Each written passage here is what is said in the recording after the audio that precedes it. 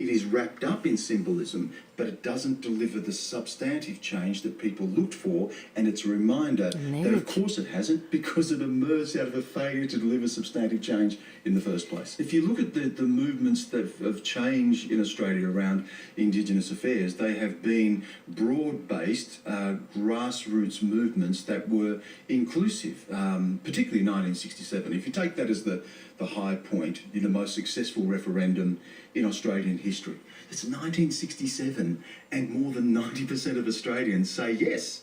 And so there was a very clear message. It was about fairness. It was about a fair go. It played into that Australian ethos. It was a grassroots movement, not a top-down movement. People had gathered the support right across the country. People knocked on doors. They got out and they built that movement, and it delivered a successful referendum. So I think that the walk together is about building that broader consensus and building that support that is needed. Indigenous people are not even 3% of the population, so the ability to move things at the ballot box or change politics in and of themselves is really difficult.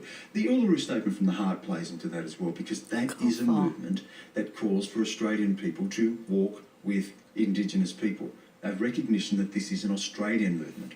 Should give them 51% of the parliament back.